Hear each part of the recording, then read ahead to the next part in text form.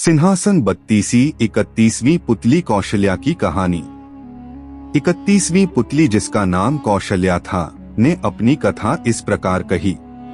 राजा विक्रमादित्य वृद्ध हो गए थे तथा अपने योग बल से उन्होंने यह भी जान लिया कि उनका अंत अब काफी निकट है। वे राजकाज और धर्म कार्य दोनों में अपने को लगाए रखते थे। उन्होंने वन में भी साधना के लिए एक आवास बना रखा था। एक दिन उसी आवास में एक रात उन्हें अलौकिक प्रकाश कहीं दूर से आता मालूम पड़ा। उन्होंने गौर से देखा तो पता चला कि सारा प्रकाश सामने वाली पहाड़ियों से आ रहा है।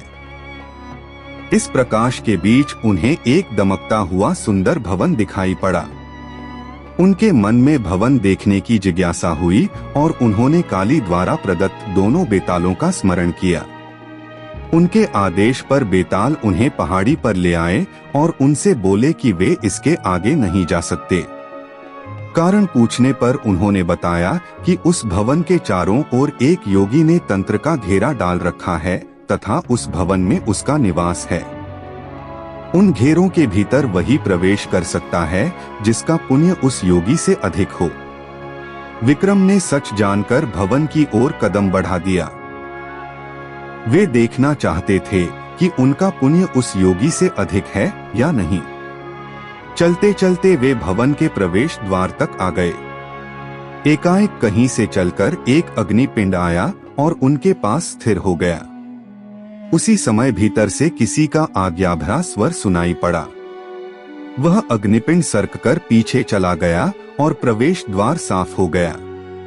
विक्रम अंदर घुसे तो वही आवाज उनसे उनका परिचय पूछने लगी। उसने कहा कि सब कुछ साफ साफ बताया जाए, नहीं तो वह आने वाले को श्राप से भस्म कर देगा। विक्रम तब तक कक्ष में पहुंच चुके थे और उन्होंने देखा कि योगी उठ खड़ा हुआ। उन्होंने जब उसे बताया कि वे विक्रमादित्य हैं, तो योगी ने अपने को भाग्यशाली बताया। उसने कहा कि विक्रमादित्य के दर्शन होंगे, यह आशा उसे नहीं थी।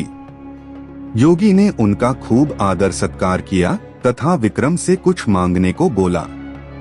राजा विक्रमादित्य ने उससे तमाम सुविधाओं सहित वह भवन मांग लिया।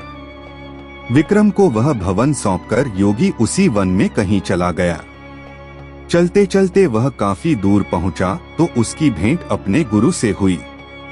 उसके गुरु ने उससे इस तरह भटकने का कारण जानना चाहा तो वह बोला कि भवन उसने राजा विक्रमादित्य को दान कर दिया है। उसके गुरु को हंसी आ गई।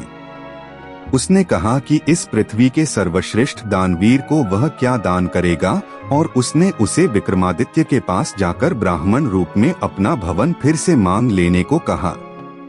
वह वेश बदलकर उस कुटिया में विक्रम से मिला जिसमें वे साधना करते थे। उसने रहने की जगह की याचना की। विक्रम ने उससे अपनी इच्छित जगह मांगने को कहा तो उसने वह भवन मांगा। विक्रम ने मुस्कुराकर कहा कि वह भवन ज्यों का त्यों छोड़कर वे उसी समय आ गए थे। उन्होंने बस उसकी परीक्षा लेने के लिए उससे वह भवन लिया था। इस कथा के बाद 31वीं पुतली ने अपनी कथा खत्म नहीं की। वह बोली, राजा विक्रमादित्य भले ही देवताओं से बढ़कर गुण वाले थे और इंद्रासन के अधिकारी माने जाते थे, वे थे तो मानव ही। मृत्युलोक में जन्म लिया था, इसलिए एक दिन उन्होंने इहलीला त्याग दी। उनके मरते ही सर्वत्र हाहाकार मच गया। उनकी प्रजा शोकाकुल होकर रोने लगी। जब उनकी चिता सजी तो उनकी सभी रानियां उस चिता पर सती होने को चढ़ गईं। उनकी चिता पर देवताओं ने फूलों की वर्षा की। उनके बाद उनके सबसे बड़े पुत्र को राजा घोषित किया गया। उसका धूमधाम से तिलक हुआ, मगर वह उनके सिंहासन पर नहीं बैठ सका। उसको पता नहीं चला कि पिता के सिंहासन पर वह क्यों नहीं बैठ सकता है।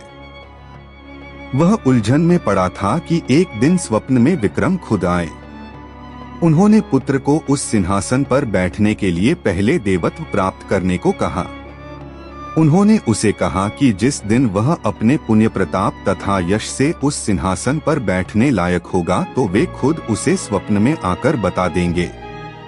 मगर विक्रम उसके सपने में नहीं आए तो उसे नहीं सूझा कि सिंहासन का किया क्या जाए। पंडितों और विद्वानों के परामर्श पर वह एक दिन पिता का स्मरण करके सोया तो विक्रम सपने में आए। सपने में उन्होंने उससे उस सिंहासन को जमीन में गड़वा देने के लिए कहा तथा उसे उज्जैन छोड़कर अम्बावती में अपनी नई राजधानी बनाने की सलाह दी। उन्होंने कहा कि जब भी पृथ्वी पर सर्वगुण संपन्न कोई राजा कालांतर में पैदा होगा, यह सिंहासन खुद ब खुद उसके अधिकार में चला जाएगा। पिता के स्वप्न वाले आदेश को मानकर उसने सुबह मजदूरों को बुलवाकर एक खूब गहरा गड्ढा खुदवाया तथा उस सिंहासन को उसमें दबवा दिया। वह खुद अम्बावती को नई राजधानी बनवाकर शासन करने लगा।